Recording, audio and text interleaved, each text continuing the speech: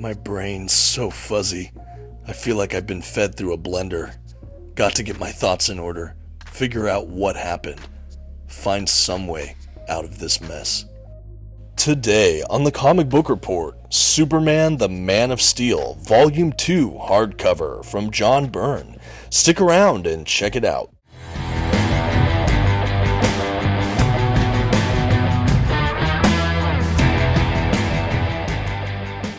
Greetings all, my name is Dominic and today you're tuning in to the Comic Book Report, where we review comic books and graphic novels so you can get an idea of what to read. And today I'm finally returning to Superman with Superman the Man of Steel Volume 2. I've really enjoyed making my way through the John Byrne Superman era, and this volume is no exception. It's been almost a year since my last Superman video, and I can't believe that. It's time to get our favorite Blue Boy Scout back on the channel. Let's get to the review. First, some quick facts about today's collection. The issues in this volume were written by John Byrne and Marv Wolfman, and penciled by Jerry Ordway and Karl Kesel.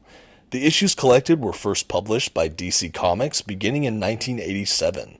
This volume collects Superman issues 5 through 11, Action Comics issues 588 through 593, Adventures of Superman issues 429 through 435, Legion of Superheroes issues 37 and 38, and Profiles from Who's Who Update 87. Finally, this standard size hardcover comes in at 544 pages.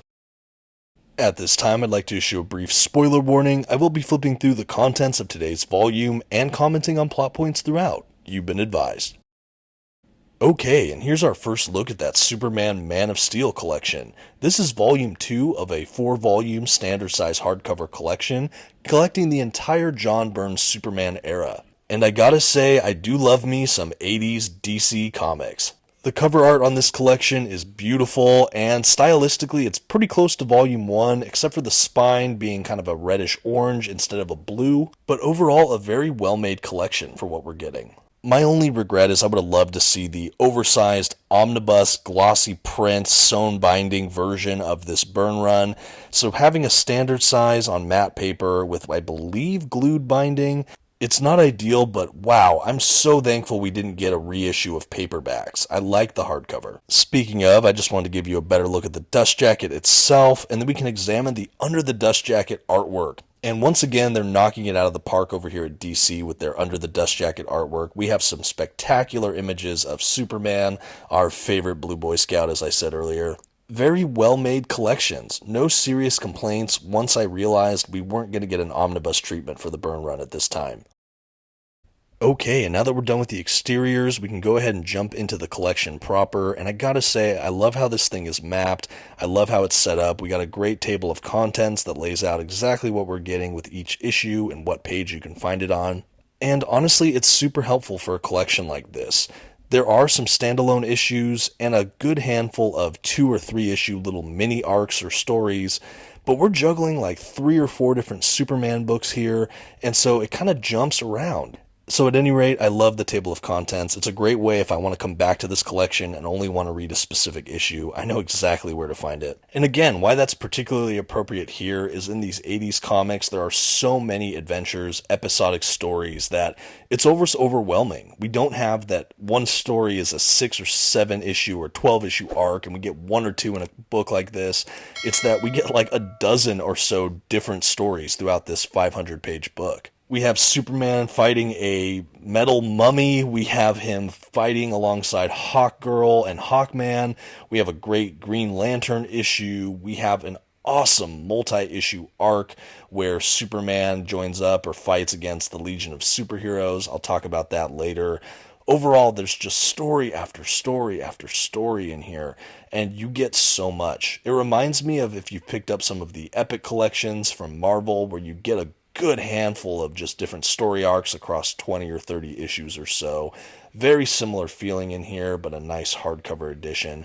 Like I said, it is matte paper, but it is faithfully reprinted as far as I can tell, and I'm happy to say that. I'd like to provide a little bit more context for new readers or people that are unfamiliar. This is considered the John Byrne Superman run. He's the primary writer on this, and like I said, he wrote for a good deal of time, and he's, again, one of the most celebrated runs in Superman's entire history. The Man of Steel miniseries, as well as these ongoing series, are considered to be the first post-crisis Superman books, that of course being Post-Crisis on Infinite Earths, that of course being the big crossover multiversal conflict event. It's like the premier DC event in comic book history, in my opinion. So this is the first post-crisis series of books here, and it kind of changes the status quo for Superman. He's a little more underpowered compared to the pre-crisis Superman. He has a lot more coherency as far as his power set and his history, things like that. And it is a touch more modernized while still having a lot of that vintage classic feel. You have a lot of the similar elements like Superman working for the Daily Planet, his romantic interest in Lois, but they add things to it. They give it a more modern feel, at least for the 80s. The romance with Lois is kind of more of a slow burn, feels a lot more realistic, and kind of interpersonal dynamics you get to see grow month to month, year to year. It's not just the swooning, kind of quick love affair. It's, much longer. You get to see the friendship build, the professional relationship build. I think that's really well done. Definitely a standout. We have a new version of Lex Luthor Post-Crisis, and you get to see some of his early encounters throughout this run as well. And you even have Jonathan and Martha Kent being an active part of Clark Kent / Superman's life. So a lot of changes post-crisis with Superman, but a lot of welcome changes. Like I said, one of my favorite things about Byrne's Superman is that it manages to capture the soul, the spirit, the essence, everything you think of when you think of good Superman stories. It captures all of that while feeling not as dated as the golden or silver age Superman stuff. But it still has a level of wholesomeness. It still has a level of superheroics, flights and tights. But it's a bit more grounded. They do handle more serious themes or topics here and there, than the early days of this character. And overall, I absolutely understand why this is a celebrated and iconic run for the character, and why this can be considered character defining in a lot of ways. As far as the adventures in this book go, there's almost too many to go through individually, but like I pointed out earlier, there's a fun Hawkman, Hawkgirl story. We got the Green Lantern story. Always fun to see some 80s Green Lantern. I love seeing just different Lanterns too, not just Hal Jordan or, our main suspects there. There's also this story where Superman goes to fight this mummy that ends up being some kind of alien robot or cyborg or something. Pretty crazy. That's a multi-issue one that I think kicks off the collection. There's also a great issue with the character of Rampage, who's kind of a Hulk ripoff. It's a, She-Hulk, kind of this yellow, mutated or something figure. But it plays a lot like classic thrashing Hulk stories. What I really enjoyed from that story arc myself was there was this level that Superman thought that Rampage could be Lois Lane, who might have gotten horrifically mutated and turned into this creature. So the whole issue, it's like, oh no, is this Lois? What the heck happened? How do I stop her? What's going on? And there's more details there, but very fun read, and that was an excellent wrinkle, kind of, is this or isn't this Lois Lane, and what the heck does Superman do? We also have a couple more Lex Luthor appearances. He's not as prominent as he was in Volume 1, which was a bit disappointing for me, but it allowed them to explore a lot more Superman and different adventures, which I did like. There seemed to be a lot more DC Comics cameos, like I said, the Hawkgirl, Hawkman, Green Lantern, Legion of Superheroes. There was just a ton of DC character appearances, which was a ton of fun. Another thing I liked toward the end of this volume was they introduced or had Mr. Mxyzptlk. I don't even know how to say his name, but the fifth dimensional something kind of imp creature that has just crazy powers that gets into all sorts of mischief. That was a really fun issue at the back of this collection. He's sort of a trickster with just unimaginable power, and every time he shows up, it's just a lot of fun, and I believe this is his first post-crisis appearance. Great issue to be had here for sure. I was super eager to read that issue and very satisfied when I finished it. The highlight of the storytelling in this Volume 2 for me, though, is probably the Legion of Superhero arc. That is just a really wild couple issues. They actually include a couple of the Legion of Superhero issues themselves, as well as how it tied into some of the Superman books, and basically has the appearance of post-crisis Superboy and how the heck that works post-crisis on Infinite Earths. And it's just fascinating. I'm not even totally sure on the logistics of it. There's like a pocket dimension that Superman ends up with that's like an old school Smallville. He sees someone he grew up with. You find out that the Legion sees him, but they realize this isn't the Superboy they had all these adventures with, and they're trying to figure out what the heck happened. We have an epic Superman versus Superboy conflict in this. And it's just a trip. There's like time travel and other dimensions involved, and it was a ton of fun. I really enjoyed it. I don't know much about the Legion of Superheroes. They're not a team that always grabbed my interest, but man, if this story was any indication, there might be some great stories out there from them I gotta check out. Overall, really a great story arc. Cannot say anything bad about it. Loved it, loved it, loved it. Beyond that, there's even more stories, guys, over and over. There's some street-level conflicts, some, petty crimes around. A lot of great character dynamics in this. You get to know a lot of the folks at the Daily Planet, as well as, the Kents and Clark Kent.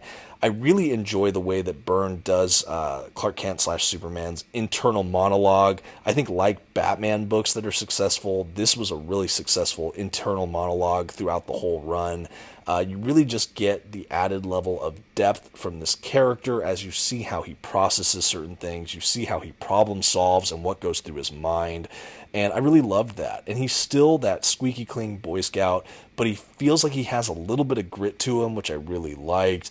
There's some fun sequences too where he has a dream kind of fantasizing about Wonder Woman, just kind of silly fun stuff that just really add more layers to the psyche and the character of Clark Kent's Superman. Really well done. Like I said, mostly John Byrne, some Marv Wolfman in here, but really strong. I've read a lot of 80s DC comics in the last year or so, and these are some of my favorite. There were so many great stories in the 80s from DC, and I do recommend John Byrne's Superman if you've never read it. As far as where this volume fits, as far as quality, when you're looking at the John Byrne run as a whole, again, I'll admit this is a 4-volume collection that has his whole run. I believe they were collected across 8 or 9 trade paperbacks as well back in the day, as well as, of course, floppies, single issues, things like that. I am currently in Volume 4, so I haven't completed the John Byrne run yet. I'm still in the midst of it, but I've read these first 3 volumes and some of Volume 4, so I've read the majority of the Byrne run at this point.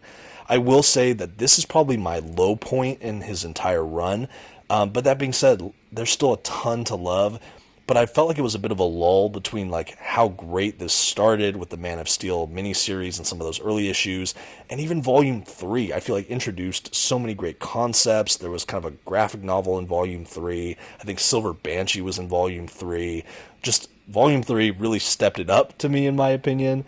And Volume 2 just kind of was in the middle for me, and it was still really good. Like I said, I loved that Legion story arc. I really loved the Mr. Mxyzptlk storyline, and there was a couple odds and ends in here that I really enjoyed. But overall, I think that there was a little bit of a dip in quality compared to the last volume, but still really great. Now this time I want to go ahead and switch over to the art itself, mostly from Jerry Ordway and Karl Kesel. I don't know what to say about this other than, again, in the same way that Byrne's writing style honors kind of what you think about with classic or iconic Superman, the art direction in this does the very same. When I look at this art, it's always so clean, crisp, very vibrant and vivid. In some ways, it kind of throws back to the Silver Age of comics in my mind when I read it. But it's again modernized for that 80s kind of time period. We're not yet to the modern styles or computer assisting you get later on, and so there's just this classic quality to the art that when you think comics, you might think John Byrne Superman. That might pop through your head as you're kind of going through the highlight reel of comic book art just generally. Jerry Ordway, Karl Kesel, and others, they really just hit it out of the park with this. There's so much more that could be said, but I think that's going to do it as we reach the end here of the Man of Steel Volume 2. You can see some of the extras, some of that Who's Who issue I was talking about that gives you character bios. Really great ending, similar to Volume 1. And as we round out this book, I think all that's left is to give Superman the Man of Steel Volume 2 a grade.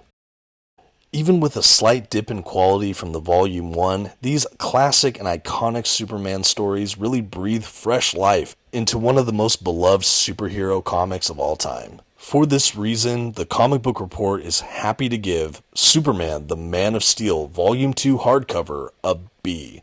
These are legendary stories, and they are that way for a reason. I would go as far to say that the John Byrne Superman era is a character-defining run of comics. If you're a fan of Superman, there's maybe no better place to start, in my mind, than the Man of Steel. Have you read John Byrne's Superman? Let me know in the comments below.